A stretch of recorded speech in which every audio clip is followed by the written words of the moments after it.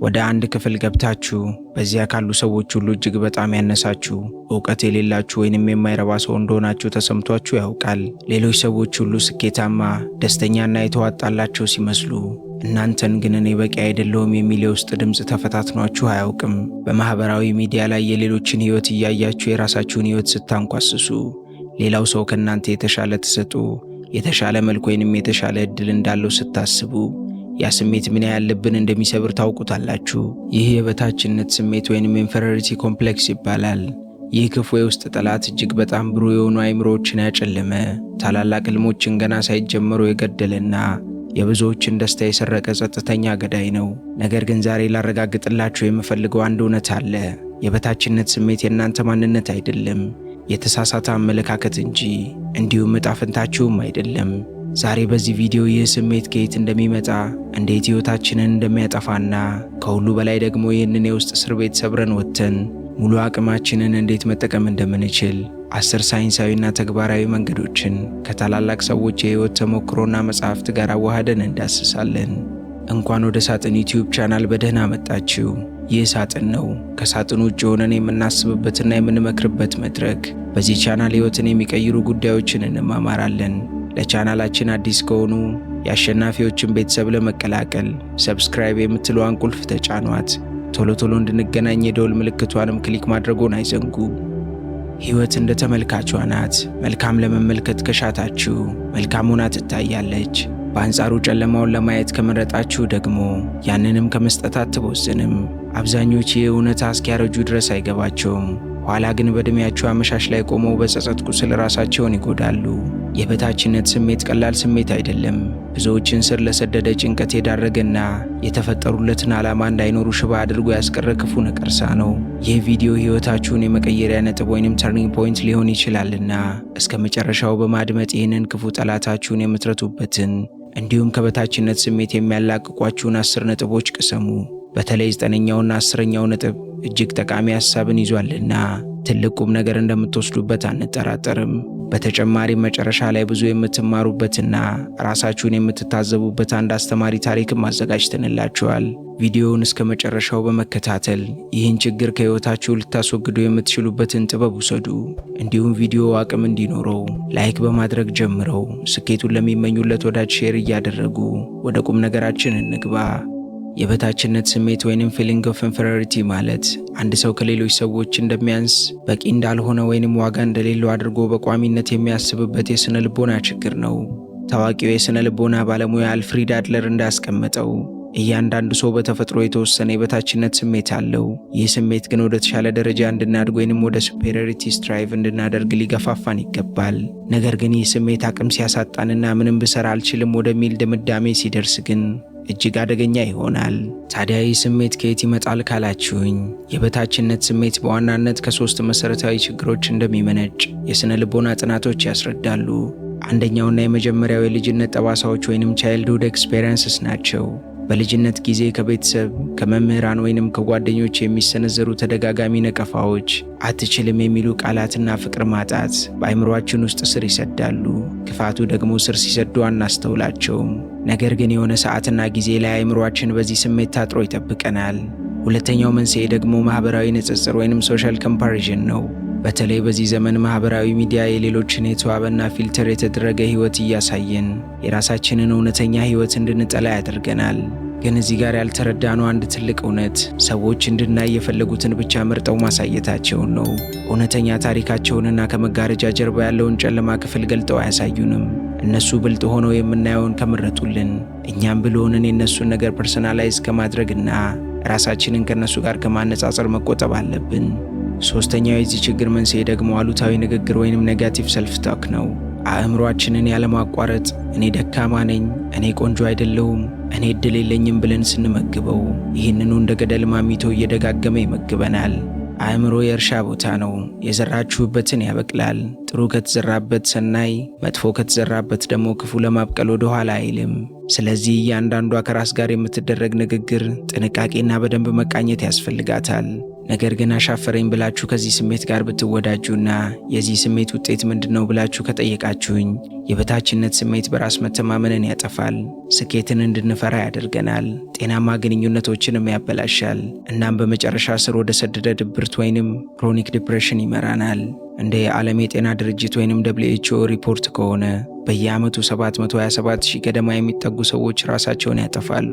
እናም ይግረማችሁ፣ ሰፊውን የሞት ቁጥር የሚይዘው ስር ከሰደደ ዲፕሬሽን ጋር ተያይዞ የሚመጣ በራስ ተስፋ የመቁረጥ ስሜት ነው። በራስ ተስፋ የመቁረጥ ስሜትን ከሚፈጥሩ ምክንያቶች መካከል ደግሞ ቀዳሚውን ስፍራ የበታችነት ስሜት ወይንም ፊሊንግ ኦፍ ኢንፌሪዮሪቲ ይይዛል። አያችሁ፣ ይህ ስሜት ሲከፋ ውድ ሕይወታችሁን ሊቀማችሁ፣ ካልሆነም ደግሞ ዕድሜ ልካችሁን ደስታም ሰላምም ርቋችሁ በተስፋ መቁረጥና በራስ ባለመተማመን ሊያኖራችሁ ይችላል። ታዲያ ስለ ችግሩ አቅም ይህን ያክል ካልኳችሁ ይህ ችግር የማይወጡት የሲኦል አጥር አይደለምና ወደ መፍትሄው ስንመጣ ይህንን የጨለማ ስሜት ከውስጣችን ነቅለን ለማውጣት የምንጠቀምባቸው 10 ወርቃማና ሳይንሳዊ መንገዶችን እናገኛለን። እናንተም እዚህ ስሜት ውስጥ ካላችሁ እነዚህን 10 መንገዶች ብትከተሉ ከዚህ ችግር እስከ ወዲያኛው መላቀቅ ትችላላችሁ። ምናልባት እዚህ ችግር ውስጥ ባትሆኑ እንኳን እነዚህን ወርቃማ መንገዶች ማወቅ ወደፊት ችግሩ እንዳይገጥማችሁ ያደርጋልና እያንዳንዱን ነጥብ በጥሞና እንድትከታተሉኝ እጠይቃችኋለሁ። የመጀመሪያው ጥበብ ራስን ከሌሎች ጋር ማወዳደር ማቆም ነው። የአሜሪካ ፕሬዝዳንት የነበሩት ቴዎዶር ሮዘቨልት ንጽጽር የደስታ ሌባ ነው ወይንም ኮምፓሪዥን ኢዝ ዘ ቲፍ ኦፍ ጆይ ብለው ነበር። እስቲ ያስቡት፣ በየቀኑ በማህበራዊ ሚዲያ ላይ የምናየው የሰዎች ህይወት የህይወታቸው ምርጥና ያማረ የሃይላይት ፊልተር እንጂ ሙሉ ታሪካቸው አይደለም። እኛ ግን የራሳችንን መጥፎና አስቸጋሪ ምዕራፍ ከሌሎች አርቲፊሻልና ፊልተር ከተደረገ ህይወት ጋር እናወዳድራለን። ይህም ወደማያልቅ የበታችነት ስሜት ገደል እያሳሳቀ ይወስደናል። ታዋቂው የሥነ ልቦና ምሁር ጆርዳን ፒተርሰን 12 ሩልስ ፎር ላይፍ በተሰኘው መጽሐፉ ላይ የህይወት ህግ ቁጥር 4 እንዲህ ይላል: ራስን ትላንት ከነበርከው ማንነትህ ጋር አወዳድር እንጂ ዛሬ ሌላ ሰው ካለበት ማንነት ጋር አታወዳድር። የሌላ ሰው የህይወት ሩጫ መስመር የራሱ ነው፣ ያንተም የራስ ነው በማለት ወርቃማ ነጥብን ያነሳል። ህይወት ውድ ስጦታ ናት፣ በአግባቡ ልንኖራት ይገባል። የሌላን ሰው ህይወት ለራሳችሁ በመሳል ራሳችሁን አትግዱ።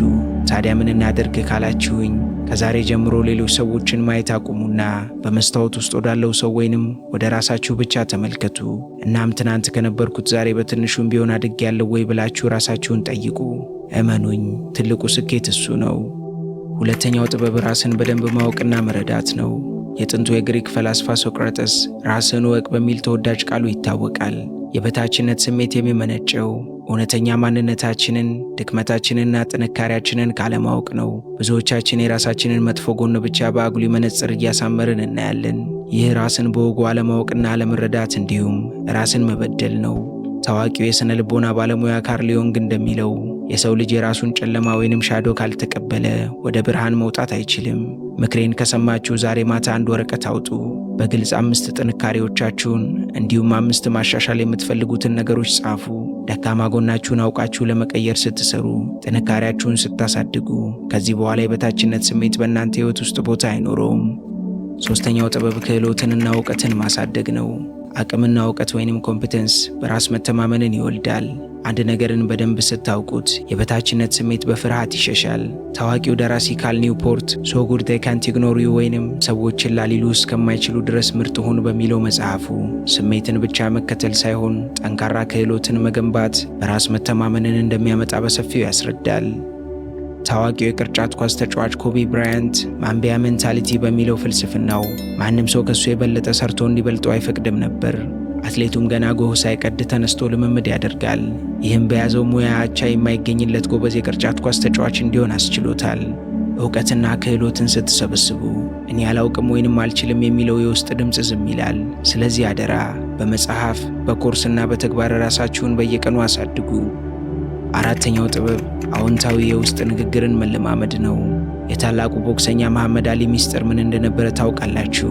ገና ሻምፒዮን ሳይሆን ማንም ሰው ሳያውቀው በፊት በየቀኑ ጮክ ብሎ እኔ ታላቅ ነኝ ወይንም አይ አም ዘ ግሬተስት ይል ነበር። ብታምኑም ባታምኑም አእምሯችን የምንነግረውን ነው የሚያምነው። የሰው ልጅ አእምሮ ኒውሮፕላስቲሲቲ የተባለ ራሱን የመቀየርና የማደስ ተፈጥሮ አለው። አልችልም፣ ደካማ ነኝ፣ ቆንጆ አይደለሁም ስትሉ አእምሯችሁ ላለመቻል ሺህ ምክንያቶችና መረጃዎችን ያመጣላችኋል። በተቃራኒው ለራሳችሁ አዎንታዊ ነገርን ከተናገራችሁ ደግሞ ድንቅ ፍጥረት ለመሆናችሁ ሺህ ማስረጃዎችንና የመንፈስ ጥንካሬን ያድላችኋል። ስለዚህ ጠዋት ስትነሱ መስታወት ፊት ቆማችሁ ማንም ሳይሰማችሁ እኔ በቂ ነኝ፣ እኔ ጠንካራ ነኝ፣ የራሴ የሆነ ልዩ ዓላማ አለኝ ብላችሁ ለራሳችሁ ንገሩት። እመኑኝ፣ ይህ እብደት አይደለም፣ ሳይንስ ያረጋገጠው አእምሮን ፕሮግራም ማድረጊያ መንገድ እንጂ። አምስተኛው ጥበብ ቀናና ደጋፊዎቻችሁ ከሆኑ ሰዎች ጋር መዋል ነው። የስኬት አሰልጣኙ ጂም ሮሃን አንተ ማለት አብረሃቸው ብዙ ጊዜ የምታሳልፋቸው የአምስቱ ሰዎች አማካኝ ውጤት ነህ ይላል። እዚህ ጋር በደንብ አድምጡኝ።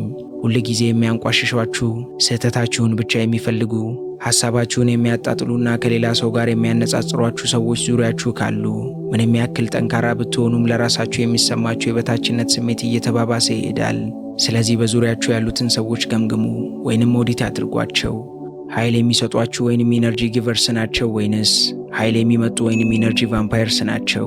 ርዕይ ካላቸው ከሚያበረታቷችሁና ለስህተቶቻችሁ ፍቅር የተሞላበት ርምት ከሚሰጧችሁ ሰዎች ጋር ጊዜያችሁን አሳልፉ። ጊዜ ውድ ሀብት ነው። ውድ ለሆነ ሰው ብቻ ነው መሰጠት ያለበት። እናንተም በሕይወት መስመር የምታሳልፏት እያንዳንዷ ሴኮንድ፣ እያንዳንዷ ደቂቃ፣ እያንዳንዷ ሰዓት እንዲሁም እያንዳንዷ ቀን ማንነታችሁን እየገነባች ነው የምትሄደው። ስለዚህ በመልካም ለመገንባት ቀናችሁን ስለምትሰጡት ሰው አስቡ። ስድስተኛው ጥበብ ከትክክለኛነት ወይንም ፐርፌክሽን ይልቅ በእድገት ላይ ማተኮር ነው።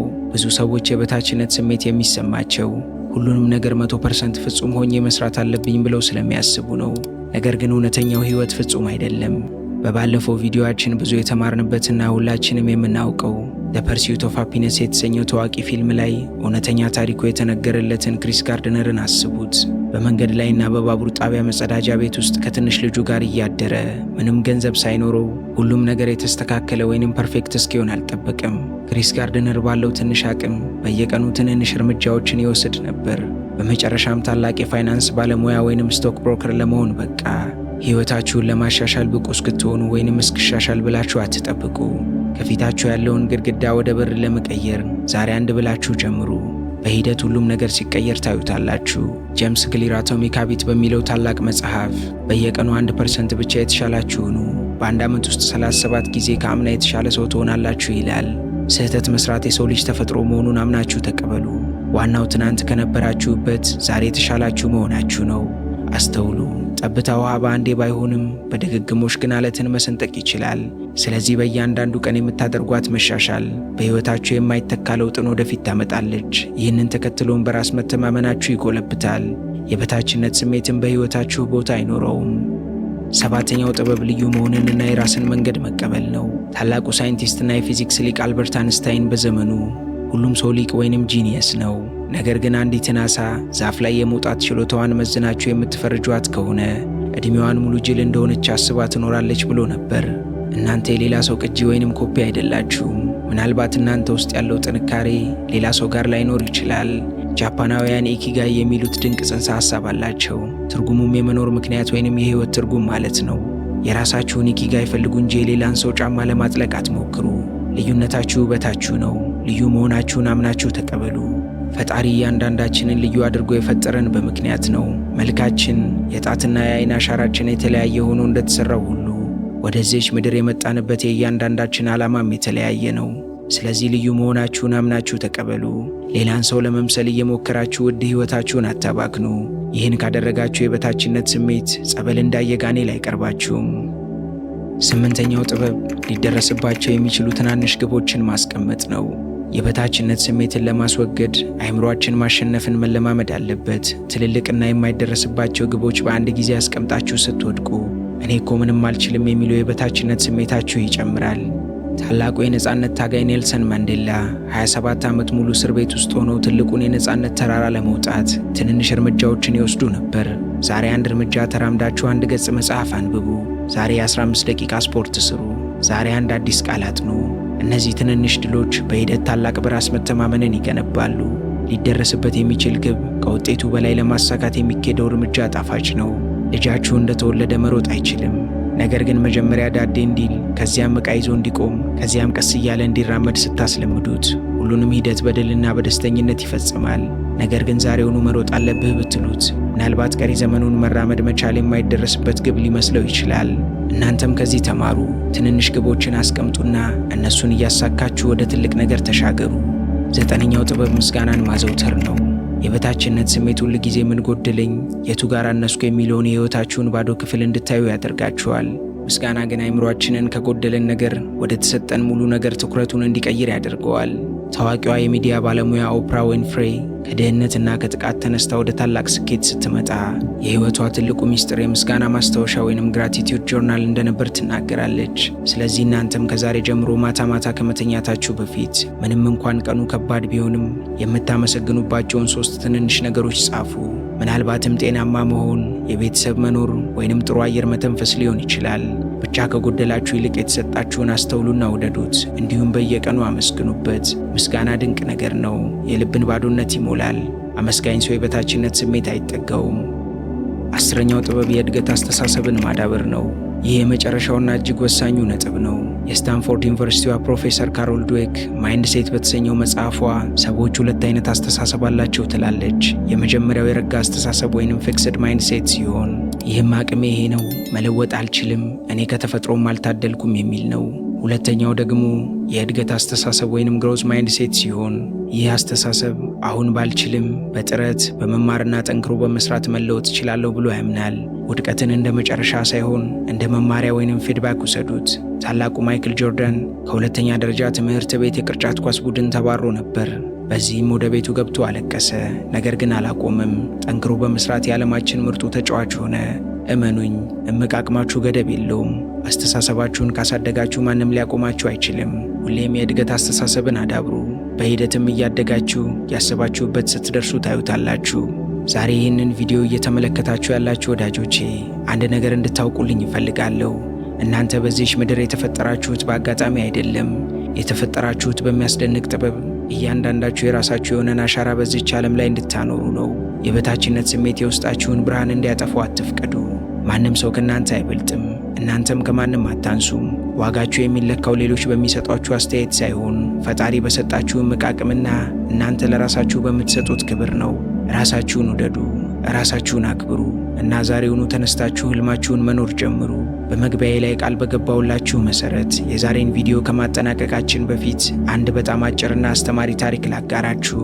በአንድ ወቅት አንድ ገበሬ ጫካ ውስጥ ሲሄድ የንስር እንቁላል ያገኛል። ገበሬውም ይህንን እንቁላል አምጥቶ ከዶሮቹ እንቁላል ጋር አብሮ አስቀመጠው። ከጥቂት ጊዜ በኋላም የንስሩ ጫጩት ከዶሮቹ ጫጩቶች ጋር አብሮ ተፈለፈለ። ይህ ንስር ዶሮዎች የሚያደርጉትን ሁሉ እያደረገ መሬት እየጫረ ትል ይበላል። እንደ ዶሮዎቹ አጭር ድምፅ ያወጣል። መብረር ቢሞክርም ከጥቂት ሜትሮች በላይ አይነሳም ነበር። ምክንያቱም እሱ ራሱን የሚያየው እንደ ዶሮ ነበር። ንስሩ እኔ ዶሮ ነኝ፣ አቅሜም ይሄ ብቻ ነው ብሎ አመነ። አንድ ቀን ይህ ንስር ወደ ሰማይ ቀና ሲል አንድ ግርማ ሞገስ ያለው ታላቅ ወፍ በሰማይ ላይ ያለምንም ድካም ክንፉን ዘርግቶ ሲንሳፈፍ አየ።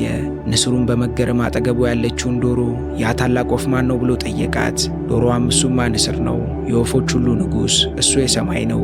እኛ ግን ዶሮዎች ስለሆነን የምድሮች ነን፣ እንደሱ ለመሆን አታስብ አለችው። ንስሩም የዶሮዋን ቃል አመነ።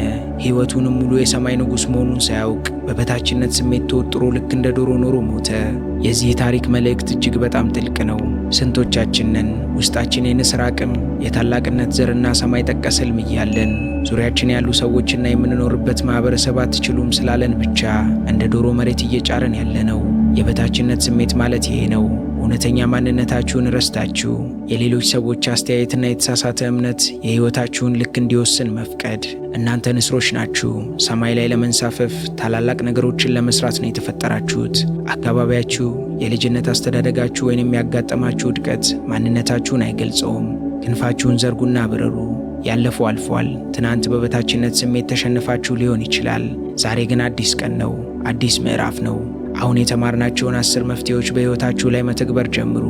ራስን ማወቅ፣ ክህሎትን ማዳበርና አዎንታዊ አስተሳሰብን መገንባት የዕለት ተዕለት ልምዳችሁ ይሁን። ሕይወታችሁ ውድ ነው። ዘመናችሁን ራሳችሁን በመጠራጠር አታባክኑት። ይህ ቪዲዮ ሕይወታችሁ ውስጥ አንድ ታላቅ ነገርን እንደሚቀይር አምናለሁ። ይህ ትምህርት ለእናንተ ጠቃሚ ሆኖ ካገኛችሁት ለሌሎችም እንዲደርስ ላይክና ሼር ማድረጋችሁን አትርሱ። እንዲህ አይነት ጥልቅና አስተማሪ የሆኑ የሕይወት ክህሎትና ስነ ልቦናዊ ቪዲዮዎችን በየጊዜው ለማግኘት ቻናላችንን ሰብስክራይብ ያድርጉ። ከዛሬው ቪዲዮ ውስጥ የትኛው ነጥብ የበለጠ ልባችሁን እንደነካውና ከዛሬ ጀምሮ ተግባር ላይ እንደምታውሉት ከታች ባለው የኮሜንት ሳጥን ውስጥ ጻፉልኝ። እኔም እያንዳንዷን ኮሜንት አነባለሁ። በሰዎች ፊት ድንቅ ተናጋሪ ለመሆን የሚያስችሏችሁን ጥበቦች ለመቅሰም ከወደዳችሁ ደግሞ ስክሪኑ ላይ የማስቀመጥላችሁን ቪዲዮ ተጋበዙልኝ። በሚቀጥለው ቪዲዮ እስከምንገናኝ ሰላም ለነፍሳችሁ፣ ጥበብ ለአእምሯችሁ ይሁን። እስከ ቀጣይ ቸር ያቆየን።